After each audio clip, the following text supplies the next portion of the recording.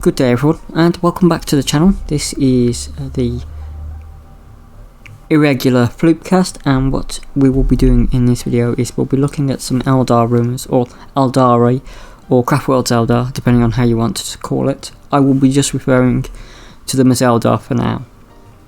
So let's begin. First, I'm going to say this before we get started really, is this appeared on Reddit a few days ago.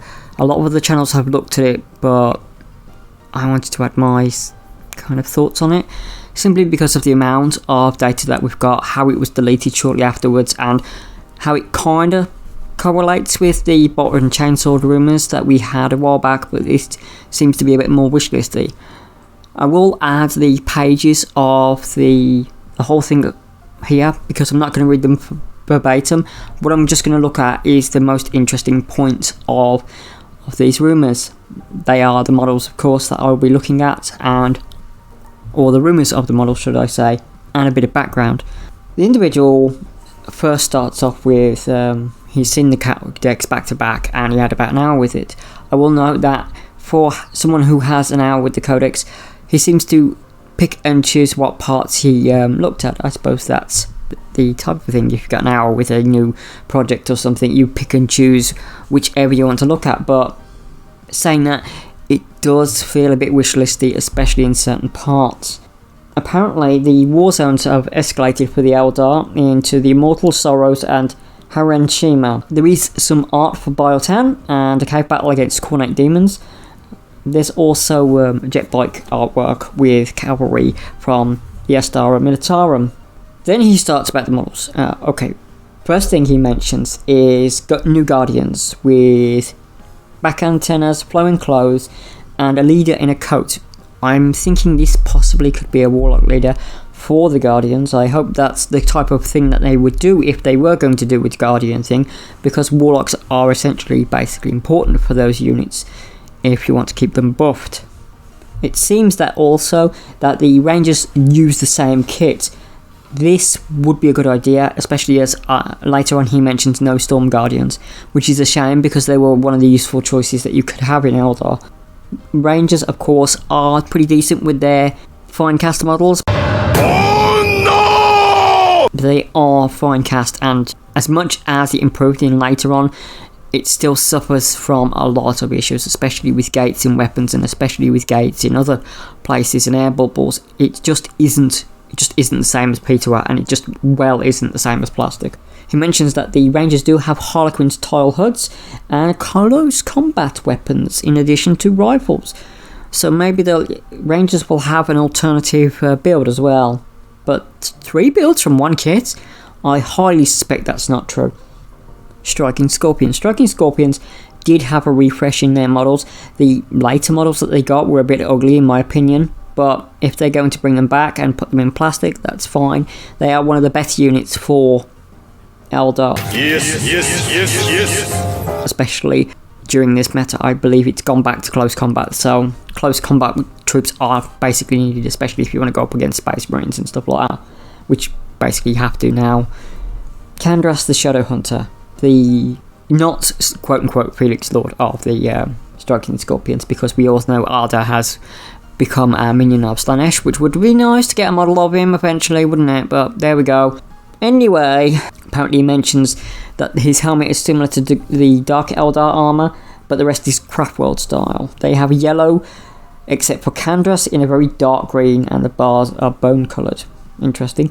But his pictures of this miniature and Darzar are next to each other, so a continuation of the two bases, so Darzar's fighting Kandras the Shadow Hunter. Before anyone mentions Darzar being Arda, no, he's not. Makes mention that he could be like a disciple of Arda, but I don't believe Drazar is Arda, to be honest. Azaman is a pretty decent character to bring back because he is like the master of all temples and all paths.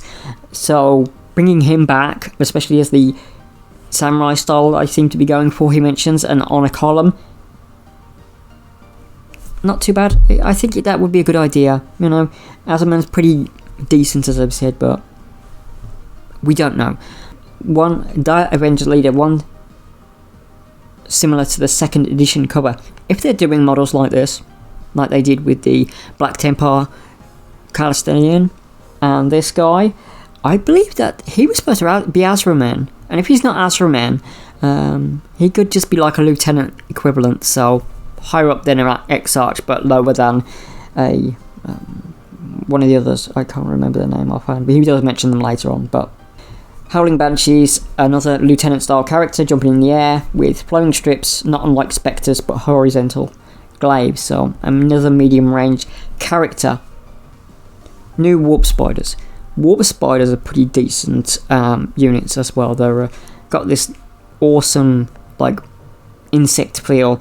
He's mentioned that they're going for a spider feel with them, which is obviously in the name, so fine.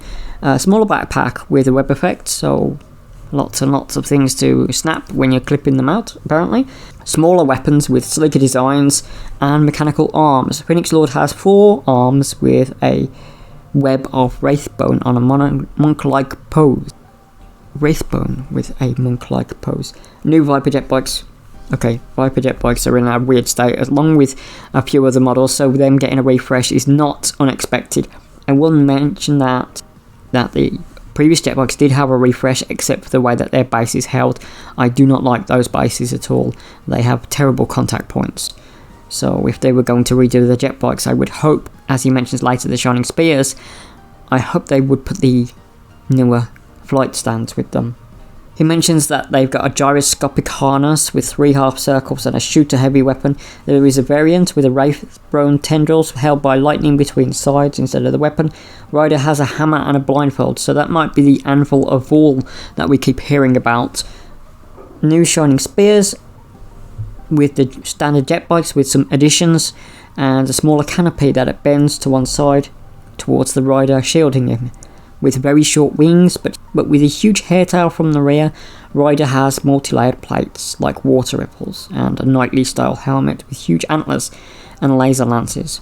There's a variant without the upside down canopy with the Guardian helmet's axis larger wings in the form of Avatar helmet. So I don't know what that's supposed to be. Maybe that's the Exarch.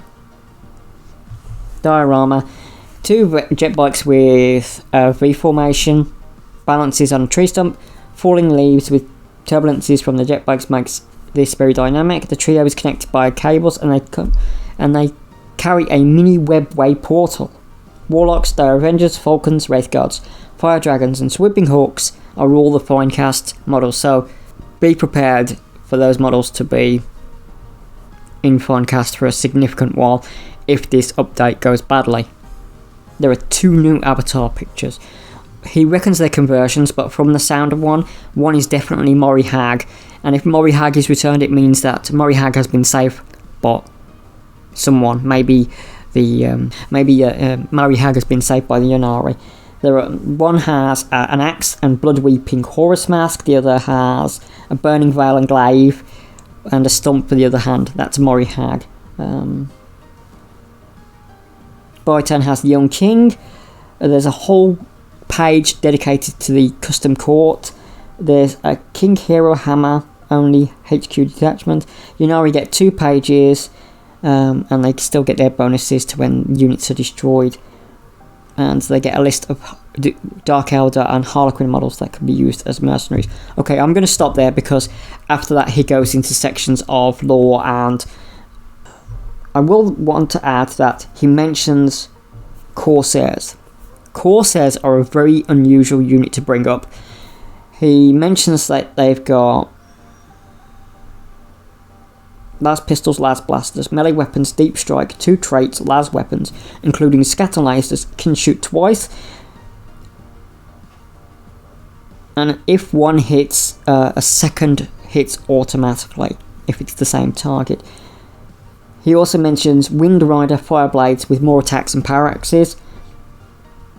He mentions Dire Avengers, but Dire Avengers have got the existing kit, and Wraithguard. Wraithguard are the same. He notes that the Warp Spiders don't have to use command points for fire and fade, so they can warp out after firing. Okay, alright. So that's the models done. I will put the rest of the post up on the video, so if you want to pause it at times and read the various posts, for yourself, that's fine. Okay, my thoughts.